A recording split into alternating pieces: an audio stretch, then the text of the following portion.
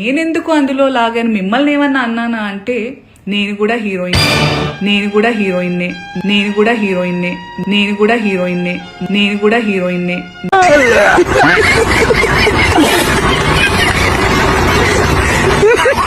నీ శరీరం, నీ మొగుడు, నీ పిల్లలు, నీ కుటుంబ సభ్యులకు చూపించుకో. ప్రతి ఒక్కడికి చూపిస్తే ఊరుకుంటారా? ప్రతి ఒక్కడికి చూపిస్తానికేనా నువ్వు పుట్టింది? మీ అమ్మ మీ నాన్న నీకు అందుకే ఇచ్చారా జన్మ? అమ్మ నీకు జన్మనిచ్చావు, నువ్వు ప్రతి ఒక్కరికి బొమ్మలు చూపించని ఇచ్చారా? లేదు కదా. ఇది వెళ్ళిపోద్ది లోపలికి. మిగతా వాళ్ళందరూ చాలా మంది యాంకర్స్ ఉన్నారు. ఇంతకు ముందు వచ్చినటువంటి అనితా చౌదరి లేదా, సుమా లేదా, వీళ్ళందరూ కూడా ఒకప్పుడు వచ్చిన ఝాన్సీ లేదా, వీళ్ళందరూ కూడా సాంప్రదాయ వస్త్రధారణలో వచ్చారనమాట.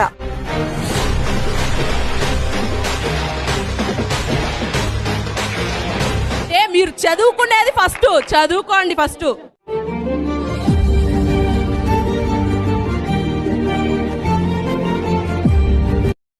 దేత్రముండా ఎలాంటి బట్టలు ఎందుకు వేసుకుని కాస్త మంచి వేసుకోవచ్చుగా, బాగుంటావు కదా అనే అనాలనిపిస్తుంది, లోపల అనలేము.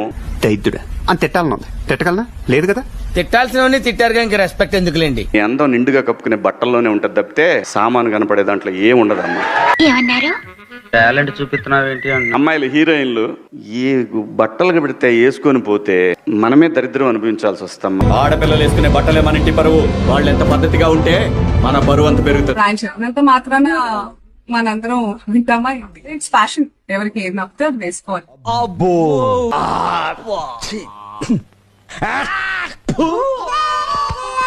ఎవరే బట్టలు వేసుకుంటే నాకేంటండి? పోనీ మీరు ఎవరన్నా ఆ పిల్లకి అండగా నిలబడ్డారమ్మా? అంటే అది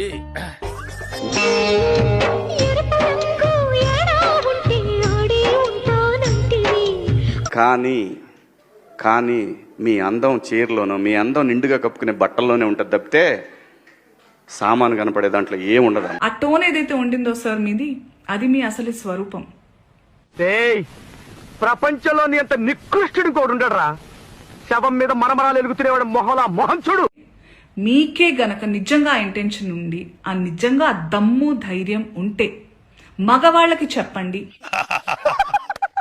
ఈ సినిమాలో పెద్ద కామెడీ డైలాగ్ ఇదే. ఒరేయ్ ఏంట్రా అది, అడవి జంతువుల్లాగా మీద పడడం? ఆ అమ్మాయి అంత అందంగా ఉంది చూడండి, appreciate her beauty, respect her boundaries అని నేర్పించండి. చిన్న భాషకి చెప్పు. చిన్న భాషనా? ఆడవాళ్ళకి అవి వేసుకొని వెళ్ళొద్దు సార్. నాకు అర్థం కాదు. బట్టలు ఇలా వేసుకోవాలి, అలా వేసుకోవాలని చెప్పాలి, అలా వేసుకోవాలి, ఇలా వేసుకోవాలని ఎక్కడ రాసింది సార్? మీరు చెప్పండి. గ్లామర్ అనేది ఒక దశ వరకే ఉండాలా, ఇంతవరకు ఉంటే పర్లా, అది ఇక్కడికి రాకూడదు. ఎస్, మోడర్న్ గా కూడా వేసుకోవాలి, వేసుకోవద్దు అసలు బట్టలకు ప్రస్తావనే లేదు సార్. బికాస్ బట్టలు డోంట్ మ్యాటర్. అమ్మాయి చేసేవన్నీ దేవుని పూజలు, దూరేవని గబ్బు గుడిసేదని. బాడీ నీ ఇష్టం అన్నప్పుడు నీ ఇంట్లో వాళ్ళ వరకే చూపించుకో. నీ భర్త, నీ కుటుంబ సభ్యులు, ఇటువంటి వాళ్ళు ఎవరైనా ఉంటే వాళ్ళకి చూపించుకోవాలి. అయిపోయింది, బతికి అయిపోయింది. నీ కొత్త చెక్కేస్తారులే ఈ రోజంతా. అంతేగాని నీకు ఉంది కదా బాడీ అని నువ్వు ఎక్కడ పడితే అక్కడ ఇష్టం వచ్చినట్టు షోలకి, ఈవెంట్లకి వచ్చావు అనుకో, నిన్ను కూడా ఏదైనా రేపటి రోజున జరిగితే ఎవరు బాధ్యులు కారు. ఎలా ఉంది? వర్ణించలేని బాధరా. ఫైర్ కదా, అలాగే ఉంటుంది మరి. శివాజీ గారు చెప్పిన మాటల్ని చాలా ఘాటుగా చెప్పారు. చెప్పే పాయింట్ కరెక్టే గానీ అంత ఘాటుగా చెప్పాల్సిన అవసరం లేదేమో, కొంచెం సున్నితంగా కూడా చెప్పుండాల్సిందేమో అని అంటున్నారు. కానీ ఒకసారి ఆలోచిస్తే సమస్య ఘాటుగా ఉన్నప్పుడు కొన్నిసార్లు ఘాటుగా చెప్పడం కూడా అవసరమేమో. ఆలోచించండి ఒకసారి.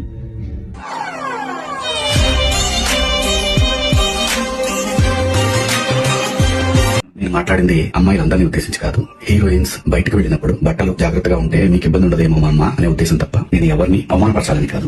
అది అన్న మాట్లాడిన దాంట్లో తప్పే ఉంది. కరెక్ట్ చెప్పాడు కదా. మీరు బయటకు వచ్చినప్పుడు ఇబ్బంది పడతారమ్మా, కొంచెం జాగ్రత్తగా డ్రెస్ వేసుకోరండి, కొంచెం పద్ధతిగా రండి. అందం ప్రకృతిలో ఉంటది, ఆడదాన్ని కట్టుబొట్టులో ఉంటదమ్మా, మీకు రెస్పెక్ట్ పెరుగుతుందని చెప్పాడు. అది కూడా తప్పేనా?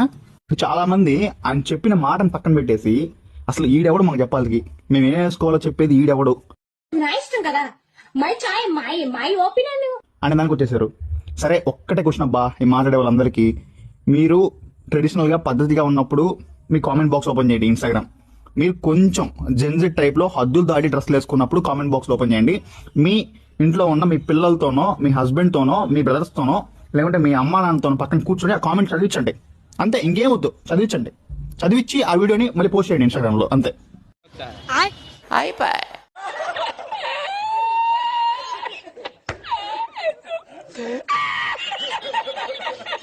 ఆయన మాట్లాడిన మాటల్ని మహిళా కమిషన్ లీగల్ టీం శివాజీ చేసిన వ్యాఖ్యలపై యాక్షన్ తీసుకుంటామన్న మహిళా కమిషన్ చైర్పర్సన్ నేరెళ్ల శారద ఆయనకి నోటీసులు జారీ చేసింది. పద్ధతిగా చీర కట్టుకోండి అమ్మా అంటే మంచి పైన సీరియస్ అవుతున్నారు, కేసులు పెడతామంటారు. అరే ఫిల్మ్ ఇండస్ట్రీ వాళ్ళంటే శివాజీ గారి పైన సీరియస్ అయ్యారు, ఒప్పుకుందాం. కొంతమంది జనాలకు ఏమైనా అర్థం కావట్లేదు, ఆయన మీద సీరియస్ అవుతున్నారు. నిజంగా ఆయన చీర కట్టుకోండి అన్నందుక, సామాన్లు అనే వర్డ్ యూజ్ చేసినందుక, నాకు తెలిసి అయితే సామాన్లు అనే వర్డ్ యూజ్ చేసినకైతే ఖచ్చితంగా కానే కాదు. నిజంగా దానిపైన ఈ ఆడవాళ్ళకి కోపం వచ్చింటే, మొన్న ఒక ఆవిడ, పెద్ద ఆవిడ 4 రకాల బిర్యానీ టేస్ట్ చేయండి అన్నది. మీకు అక్కడ రాని సిగ్గు, శరం, రోషం ఈయన మీద వచ్చింది.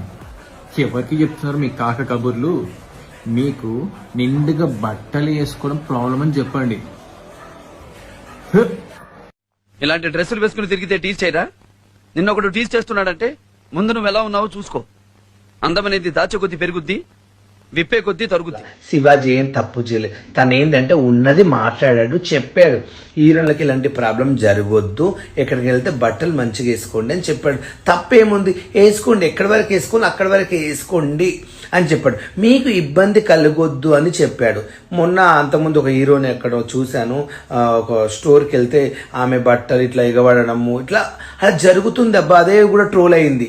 అలా శివ సార్ ఏమన్నాడంటే చెప్పాడు, దాన్ని పట్టుకుని శివ సార్ తప్పు చేసినట్ల, ఏదో ఆయన ఖండించినట్ల, ఆయన ఇలా మాట్లాడాడు, చర్చలు మొత్తం శివాజీ మాట్లాడింది 100% కరెక్ట్. మీ మంచి గురించి, ఆయన కూడా మీ ఇండస్ట్రీ మనిషే, ఇండస్ట్రీ గురించి ఏం తప్పు మాట్లాడలేదే, మీ దగ్గరే ఉంటుండు, మీ ఉప్పు తింటుండు, ఆయన ఎలాంటి తప్పు చేయలేదు. నా ఓటు శివాజీకి. శివాజీ ఉన్నది కరెక్ట్ మాట. ఆగలేకపోతున్నాను సార్, ఆశతో ఆతృతగా ఉంది, సంతోషంగా ఉంది. స్త్రీ అంటే ప్రకృతి, ఎంత అందంగా ఉంటే అంత గౌరవం పెరిగిద్ది. ఈ ప్రకృతి అద్భుతంగా ఉంటుంది. అలాగే స్త్రీ, మా అమ్మ చక్కగా ఎప్పటికీ గుండెల్లో కనపడతా ఉంటుంది. ఒక సావిత్రమ్మ కానీ, ఒక సౌందర్య కానీ. నేను ఇచ్చిన స్టేట్మెంట్కి మాత్రం కట్టుబడే ఉన్నాను. దాంట్లో ఎవరికి భయపడేదే లేదు.